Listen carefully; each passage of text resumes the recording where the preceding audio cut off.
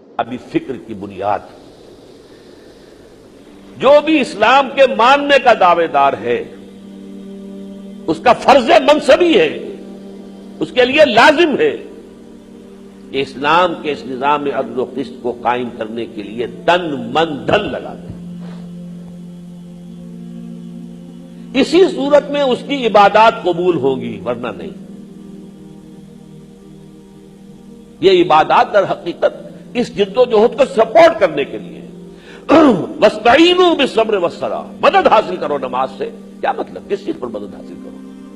یہ نماز آپ کو وہ طاقت دے گی کہ آپ باطل کے خلاف پنجہ آزمائی کر سکیں، اور جب وہ مقابلہ ہو رہا ہو، کشاکش ہو، تو ثابت قدم رہ سکے۔ یہ نماز جو ہے وہ آپ کو طاقت فراہم کرے گی، قوت فراہم کرے گی، ورنہ نماز ریچول بن کر رہ جائے گا، رسم ہے، رہ گئی رسم ادا، روح بلالی نہ رہی، فلسفہ رہ گیا، تلقین غزالی نہ رہی۔ اب یہاں اس میں ایک تضاد ہے بظاہر جو سامنے آتا ہے، اور میں اسے آج چاہتا ہوں کہ اچھی طرح آپ سمجھ لیں۔ ایک طرف تو یہ اسلام کا انقلابی فکر ہے جو میں نے تقریباً 45 منٹ میں آپ کے سامنے بیان کیا۔ دوسری طرف ویسے بھی اکثر لوگ کہتے ہیں، اور ہم نے بھی تنظیم اسلامی کی قرارداد تاسیس کا آغاز اس سے کیا ہے، کہ اسلام کا اصل مخاطب فرد ہے، اور اسلام کا اصل مقصود فرد کی انفرادی صلاح اور فلاح ہے۔ یہ ہے انڈیویجولسٹک کانسیپٹ آف دین۔ ہم یہ بھی جانتے ہیں کہ آخرت میں محاسبہ ہوگا تو انفرادی ہوگا، اجتماعی نہیں ہوگا۔ کلہم آتی ہے یوم القیامت فردا۔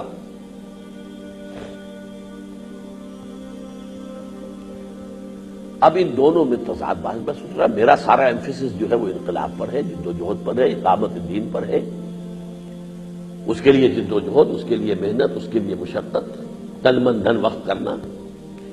جبکہ آپ کہتے ہیں کہ اصل شے تو ہے فرد، فرد کی سیرت کے اندر نکھار پیدا ہو جائے، اس کا تزکیہ ہو جائے، اس کی اللہ کے ساتھ لو لگ جائے، اس کے دل میں اللہ کی محبت پیدا ہو جائے، اللہ اس کے لیے محبوب و مقصود و مطلوب بن جائے۔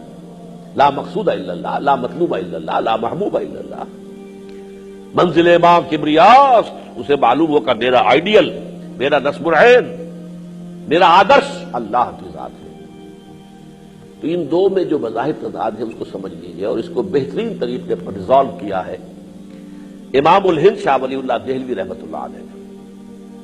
الف ثانی میں اگرچہ مجدد الف ثانی شیخ احمد سرہندی رحمۃ اللہ علیہ ہیں، وہاں سے آغاز ہوتا ہے الف ثانی، دوسرا 1000 سال امت کا، لیکن اس میں فکر کا جہاں تک تعلق ہے، دینی فکر کی تجدید وہ کی ہے شاہ ولی اللہ دہلوی رحمۃ اللہ علیہ نے۔ علم اور فکر کی تجدید وہ ایک علیحدہ موضوع ہے۔ میری جو کتاب ہے دعوت نزول القرآن کا منظر اور پس منظر، اس میں میں نے تفصیل سے اس پر بحث کی ہے۔ اب صورت یہ پیدا ہو چکی ہے، جیسا کہ میں تمہیداً عرض کر چکا ہوں، آج ہم یہاں کھڑے ہیں کہ اجتماعی نظام کی گرفت شدید ہو چکی ہے، افراد کی آزادیاں سکڑ چکی ہیں۔ لہذا یہ انفرادی اور اجتماعی نظام اگر ٹیڑھا ہو جاتا ہے، ٹیڑھے کا کیا مطلب ہوگا؟ یا جابرانہ ہے، استبدادی ہے، یا ظالمانہ ہے، استحصالی ہے، اس کا نتیجہ یہ نکلتا ہے کہ انسانوں کی عظیم اکثریت اس نظام کے شکنجے میں جکڑے ہونے کے باعث ڈھور ڈنگر بن کر رہ جاتی ہے۔ ان کو صرف اپنے 2 وقت کی روٹی کے لیے کمر توڑ دینے والی مشقت کرنی پڑتی ہے، صرف اپنی جسم اور جان کا تعلق برقرار رکھنے کے لیے۔ اب کہاں سے وہ اللہ سے لو لگائیں؟ کہاں ان کے لیے ممکن ہے؟ صبح سے شام تک جس نے اینٹیں ڈھوئی ہیں، تھکا ہارا شام کو وہ آیا ہے، اور وہاں بھی شاید اس کو پوری روٹی بھی میسر نہ آئی ہو، اس کے بعد وہ جو ٹانگیں پھیلا کر سوئے گا، کہاں وہ اللہ کو یاد کرے؟ یہی وجہ ہے، آپ کو معلوم ہے آج کل ذرا یہ چیزیں پس منظر میں چلی گئی ہے، کمیونزم کی موت کے بعد، USSR کی موت کے بعد کہنا چاہیے، ورنہ آپ کے عوام میں یہ باتیں آتی تھی، جی جناب روزے تو آپ رکھیں، جو خوب مرغن قسم کی سحری کریں، اور شام کو جو افطار ہو تو آپ کا جو ہے وہ دسترخوان بھرا ہوا ہو، نعمت، ہم کیا روزے رکھیں گے؟ ہمارے تو روزے ہی روزے ہیں۔ ہم تو ہر وقت ہی روزے میں ہیں. یہ جو بات کہی تھی لینن نے، religion is the opium of the masses, یہ تو عوام کے استحصال کے لیے انہیں ذرا افیم دے دی جاتی ہے. بھائی اللہ کے اوپر تم رکھو اپنا، آخرت میں تمہیں مل جائے گا. یہاں ہمیں کھانے دو جو کچھ ہم کھا رہے ہیں، اور تم جتے رہو ہماری اس گاڑی کے اندر، کھینچو ہمارے اقتدار اور ہمارے استحصالی گاڑی کو کھینچو، گھوڑوں کی طرح جت جاؤ اس کے اندر. باقی اللہ سے امید رکھو آخرت میں تمہیں مل جائے گا. Religion is the opium of the masses. یہ بات جو ہے اتنی تلخ حقیقت ہے کہ جس سے خود حضور نے فرمایا کاد الفقر ان یکون کفرا. فقر اور احتیاج جو ہے وہ انسان کو کفر کے بہت قریب کر دیتی ہے.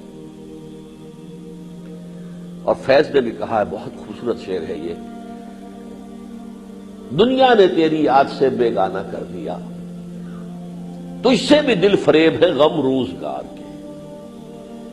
اے اللہ تجھ سے کیا لو لگاؤں میں، مجھے تو سر اٹھانے کی فرصت نہیں ہے، میرے سر پر تو مسائل کا انبار ہے. میں دن بھر کی مشقت کر کے آتا ہوں اور بچے کو دیکھتا ہوں کہ بخار کے اندر پھونک رہا ہے، اور میرے پاس یہ استطاعت نہیں ہوتی کہ میں اس بچے کے لیے دوا حاصل کر سکوں. کیا تجھ سے لو لگاؤں میں، کیا تجھ سے محبت کروں، کیسے ممکن ہے کہ رات کو کھڑا ہو جاؤں تیرے حضور میں. دنیا نے تیری یاد سے بیگانہ کر دیا، تو اس سے بھی دل فریب ہے غم روزگار کے. یہ ہے در حقیقت وہ چیز کہ اس نظام کو اگر آپ توڑیں گے اور عادلانہ نظام قائم کریں گے تو maximum number of people will be able, ان کے لیے یہ موقع ہوگا اللہ سے بھی لو لگائیں، کچھ کبھی سر بھی اٹھا کر دیکھیں، کبھی آسمان کو بھی دیکھیں، زمین ہی کے اندر نہ دھسے رہیں، بلکہ کبھی ان کے اندر یہ کیفیت پیدا ہو. زیادہ سے زیادہ لوگ اللہ سے لو لگا سکیں، زیادہ سے زیادہ لوگ جو ہے وہ اللہ تعالیٰ کے سامنے رکوع و سجود، یبیتون لربہم سجدا و قیاما کی کیفیت جو ہے اس کی لذتیں حاصل کر سکیں. یہ ہے وہ بات جس کی وجہ سے کہ اسلام نے سارا زور لگا دیا ہے اس نظام کو درست کرنے پر. ورنہ چند لوگ تو ہوں گے، کوئی ایلیٹ ہوں گے، وہ بیٹھے ہوں گے اپنے ڈرائنگ روموں کے اندر سجے ہوئے، خوب اچھے کھانے کھا کر بڑی فلسفیانہ باتیں بھگار رہے ہوں گے، بڑی جو ہے وہ حکمت کی باتیں کر رہے ہوں گے، بڑے دنیا کے غم جو ہے اس وقت بیان کر رہے ہوں گے، لیکن اس سے زیادہ نہیں. عوام جو ہے پسے ہوئے ہوں گے، دبے ہوئے ہوں گے، ان کے لیے جو ہے زندگی جو ہے اجیرن ہوئی ہے، لہذا ان کے لیے ممکن نہیں ہے کہ وہ اللہ تعالیٰ کے ساتھ لو لگا سکے. اب دیکھیے انفرادی تزکیہ جو کہ اصل مقصد ہے، اس انفرادی تزکیے کے لیے ایک راستہ وہ ہے کہ آپ خانقاہ میں چلے جائیں، روزے پر روزہ رکھتے جائیے، چلا کیجئے، اور یوم وصال رکھیے، اور طرح طرح کے روزے ہیں. پھر ہماری خانقاہی نظام میں کوئی ایک طرح کا روزہ نہیں ہے. یہ جو ہم روزہ رکھتے ہیں تو وہاں ان کے نزدیک روزہ سرے سے ہے ہی نہیں. اس طرح کی جب چلا کشی ہوتی ہے اور اس طرح کی جب مشقتیں ہوتی ہیں، تب کہیں جا کر روح کو اس بدن اور اس جسمانی جو بھی اس کے اوپر گرفت ہے اس سے کچھ ریلیف ملتا ہے، کچھ اوپر اٹھتی ہے. قرآن نے کیا کیا، اسلام نے کیا کیا، اس دروازے کو بند کر دیا. لا رہبانیت فی الاسلام ورہبانیت ابتدعوها ما كتبناها علیہم. یہ رہبانیت تو حضرت عیسیٰ کے پیروکاروں نے خود ایجاد کر لی تھی، ہم نے نہیں ان پر فرض کی تھی. اور حضور نے کیٹیگوریکلی فرمایا لا رہبانیت فی الاسلام الا الصوم، کہیں فرمایا الا جہاد فی سبیل اللہ. اسلام کی جو رہبانیت ہے وہ سوائے روزے کے اور جہاد فی سبیل اللہ کے نہیں ہے. اب اس حکمت کو سمجھیے، وہی چیزیں جو آپ مشقت اور تپسیاؤں کے اندر کرتے ہیں وہ چیزیں کیا ہیں؟ مرغوبات نفسانی سے کنارہ کشی کرنا، نفس کو کرش کرنا ہے نا، نفس کو دبانا ہے. تو جو چیز نفس کو مرغوب ہے اس سے اس کو محروم کیجیے، اور نفس کی مخالفت کے اندر اس کے اوپر سختی ڈالنا، تبھی آپ کی روح جو ہے وہ ابھرے گی اور اس کو ریلیف حاصل ہوگا. اب اللہ نے یہ کیا، ہمارے اس دین اسلام کی تکمیل کی شکل جب ہوئی ہے، بجائے اس کے کہ نفس کے اوپر یہ دونوں کام تم کرو صرف انفرادی حیثیت سے، اسے اجتماعی جہاد کی شکل دے دو. جہاد میں یہ ساری تکلیفیں تمہیں جھیلنی پڑے گی، بھوک بھی آئے گی، فقر و فاقہ بھی ہوگا. وَلَنَبْلُوَنَّكُمْ بِشَيْءٍ مِّنَ الْخَوْفِ وَالْجُوعِ وَنَقْصٍ مِّنَ الْأَمْوَالِ وَالْأَنفُسِ وَالثَّمَرَاتِ. اگر یہ جد و جہد تمہیں کرنی ہے، مرغوبات نفس کو تج دینا ہوگا. یہ سارے کام کرو گے، لیکن اس کا نتیجہ کیا نکلے گا؟ نہ صرف یہ کہ تمہارا اپنا تزکیہ نفس ہوگا، بلکہ ایک بہت بڑا بونس یہ ملے گا اگر اللہ تمہیں کامیاب کر دے، تم نظام کو درست کر دو. تو اب لاکھوں کروڑوں انسان کے جو دبے ہوئے ہیں، پسے ہوئے ہیں، اور اس کی وجہ سے وہ اللہ تعالیٰ سے دور ہیں، اب ان کے لیے بھی موقع ہو جائے گا کہ وہ اللہ کی طرف متوجہ ہوں، اللہ سے لو لگائیں۔ نشہ پلا کے گرانا تو سب کو آتا ہے، مزہ تو تب ہے کہ گرتوں کو تھام لے ساتھی۔ اسی کو بیان کیا ہمارے صوفیاء نے کہ ایک ہے مسٹک ایکسپیرینس اور ایک ہے پروفیٹک ایکسپیرینس۔ علامہ اقبال نے اس میں بڑی مفصل بحث کی ہے اپنے لیکچرز میں، ویسے یہ کہ اس کو مولانا روم نے خوب بیان کیا ہے۔ ایک صوفی جو ہے وہ تو بیٹھا رہنا چاہتا مگن ہو کر اللہ سے لو لگا کر، اس میں جو لذت ہے واقعہ یہ ہے کسی کو میسر آ جائے یہ لذت، اسے اندازہ ہوگا کہ اس کے اندر کیا لذت ہے، ہمیں تو اس کا اندازہ ہی نہیں ہو سکتا۔ یوں سمجھیے جیسے حضور فرما رہے ہیں ابھی تو عند ربی هو یطعمنی ویسقین، میں تو اپنی رات اپنے رب کے پاس بسر کرتا ہوں، وہ مجھے کھلاتا بھی ہے پلاتا بھی ہے۔ کیا ہم تصور کر سکتے ہیں اس کا؟ وہ روحانی کوئی غذا ہے نا، وہ روحانی رات بسر ہو رہی ہے محمد رسول اللہ صلی اللہ علیہ وسلم کی۔ ابھی تو عند ربی هو یطعمنی ویسقین، تو یہ جو ذاتی لو لگی ہوئی ہو اور تار جو ہے وہ جڑا ہوا ہے، اس میں جو لذت اور کیفیت ہے۔ لیکن جب کہا جاتا ہے جاؤ موسیٰ، یہ جو مخاطبہ اور مکالمہ الہی سے سرفراز ہوئے ہو اور اس کی لذتوں کے اندر اس وقت گم ہو جاؤ، اذهب الى فرعون انه طغى، جاؤ وہاں جا کر فرعون کے سامنے کلمہ حق کہو اور پھر جو بیتے برداشت کرو، سہو، وہ تمہیں ساحر کہے گا جو بھی کہے گا برداشت کرو۔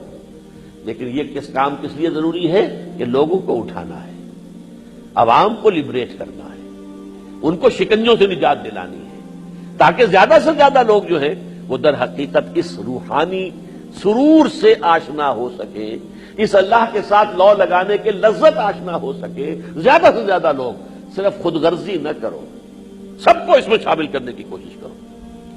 شیخ عبد القدوس گنگوہی رحمۃ اللہ علیہ ایک مرتبہ بیٹھے ہوئے تھے اور اسی طرح مراقبے میں لو لگی ہوئی ہے، ادھر سے اقامت کی آواز آ گئی، قد قامت الصلاۃ قد قامت الصلاۃ۔ لیکن چونکہ بہرحال یہ لوگ تھے جو صحیح شریعت کے بھی کاربند صوفی تھے، مادر پدر آزاد صوفیہ تو آج کل تو آپ کو نظر آ جاتے ہیں کہ جو شریعت کی پابندی نہیں، لیکن یہ کہ ان کا تو معاملہ یہ نہیں تھا، طریقت اور شریعت میں بیلنس تھا۔ اب جب آواز آ گئی اٹھے وہاں سے، آ کر کھڑے ہو گئے سب میں، لیکن جھجلا کر یہ کہا، لفظ سنیے، جھجلا کر یہ کہا کہ حضوری سے نکال کر اور دربانی میں کھڑا کر دیا۔ سمجھ گئے مطلب؟ جب میری لو لگی ہوئی تھی اللہ سے تو وہ تو حضوری کی کیفیت تھی مجھے، اب یہاں کھڑا ہو گیا ہوں دربانی، اب تو امام کہے گا اللہ اکبر، مجھے جانا ہی جانا ہے، رکوع کرنا ہی کرنا ہے، سمع اللہ لمن حمدہ، چاہے میرا جی کر رہا ہو ابھی اور میں کہوں سبحان ربی العظیم سبحان ربی العظیم، نہیں، جب سر اٹھانا پڑے گا، امام نے کہہ دیا، نعرہ لگ گیا۔ لہذا یہ دربانی ہے اور وہ ہے حضوری، لیکن دربانی کی اپنی ضرورت ہے، وہ اس لیے ہے کہ آپ لوگوں کو اٹھا کر جو لائیں گے اور اس مقام تک زیادہ سے زیادہ لوگوں کو لانے کی کوشش کریں گے، یہ در حقیقت بہت اہم کام ہے۔ اسی لیے اب یہ باتیں ذرا میری پروگرام میں